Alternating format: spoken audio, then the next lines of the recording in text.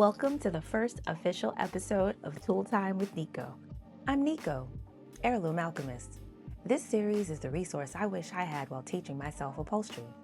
I'm breaking down the tools and techniques you need to tackle your own DIYs or even start your own upholstery journey, one staple at a time.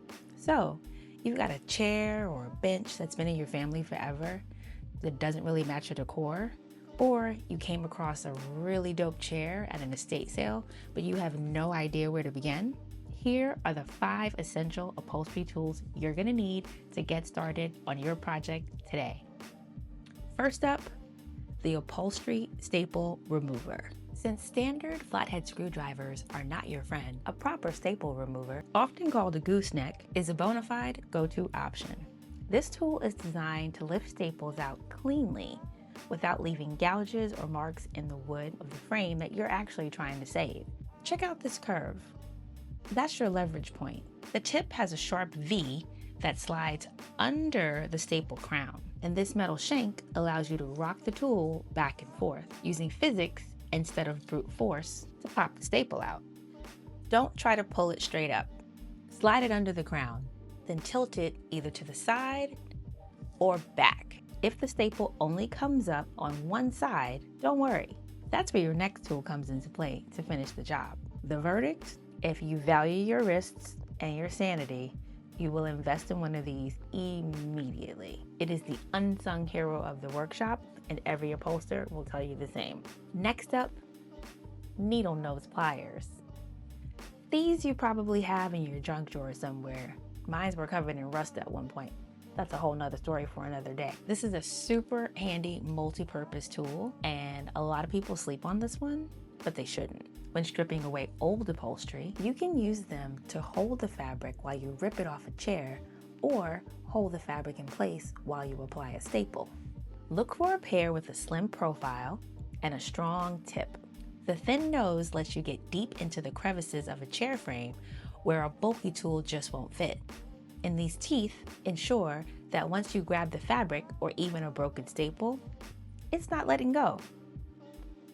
Pro tip, don't just pull the staple straight up.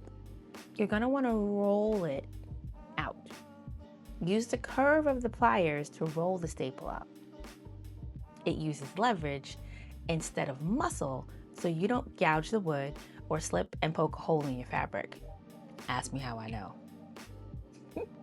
The verdict? They're an absolute must-have.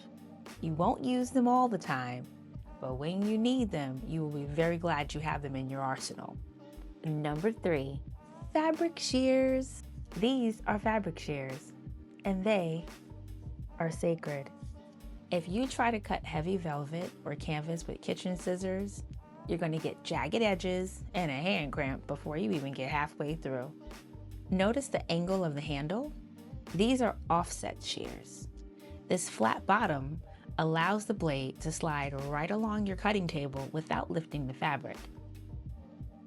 That's how you get a perfectly straight line every single time. Remember the golden rule: fabric only. Cutting paper or wire with these is a serious crime, punishable by, we're not even gonna go there. Just know you ain't supposed to do that. Paper contains material that will dull these blades instantly. Keep a cheap pair of utility scissors nearby for everything else. These are sacred. Fabric only. The verdict? Yes, absolutely. They're the difference between a project that gives DIY versus professional. Most of my shears are Ginger, but I've misplaced my favorite pair, so I'm using my backup pair by Home. Purchase links are down below. High quality, affordable, sharp. It's a great option for the budget conscious. Number 4, this is a stapler, a manual stapler. This is the heartbeat of your project, literally. In upholstery, tension is everything. This tool is what transforms your loose piece of fabric into a tight, professional-looking piece of furniture. If you're starting out, a manual gun is great for simple dining chairs, stools, etc. Really small projects that don't require a lot of staples. If your stapler has an extended nose, like this one, It's a pneumatic stapler. That thin tip allows you to get deep into the channels and tight corners where a bulky manual gun just can't reach. Pneumatic staplers, like sewing machines, require oil that you'll put at the bottom of the stapler. This is also where you'll connect the compressor hose. And depending on the model, the trigger to open your stapler is also located at the bottom. The secret isn't just pulling the trigger, it's the pressure, and that pressure is supplied by your compressor. You have to push down firmly. If the gun kicks back, the staple won't go all the way in, and you'll be reaching for another tool to pull that mess out. The verdict? A manual gun is a great way to start. It's very inexpensive and it'll get the job done. But if you are serious about upholstery, or like me, have had hand surgery, a pneumatic stapler is the way to go. Either way, it's the most satisfying tool you'll own. The fifth tool you'll need for upholstery isn't one that you are probably thinking right off the bat. And you're not gonna find it at the hardware store, because it's your camera. You see, upholstery is like a giant 3D puzzle. When you're first starting out, you might spend 2 hours taking a chair apart, but 2 weeks might pass before you actually get around to putting it back together. If you don't document it, you're not gonna know what piece goes where, and you're gonna get lost. It's not about high art photography, it's about data. You wanna capture the layers. How is that corner folded? Where exactly did the welt cord start and stop? Your phone's camera is the only tool that gives you a 100% accurate map of your project. Don't just take one photo. You want to take pictures of the top, the sides, the stitching, the folds, the welting or piping if there is any. Take your time, get as many pictures as possible, and as you're taking it apart, film it or photograph it. My pro tip, 10-second video narrating what you're actually doing. Future you will be so glad you did. The verdict? It's the most powerful tool in your shop, and it's in your pocket. Use it consistently. It can turn a very frustrating how did this go moment into I kind of know what I'm doing. Now, I know I said I would give you 5 tools, but I've got a bonus tool for you. End cutting pliers, aka nippers.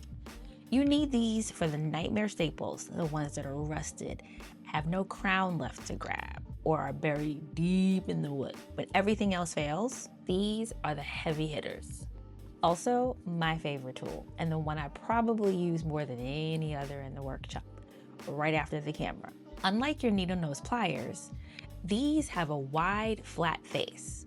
This allows you to get flush against the wood surface.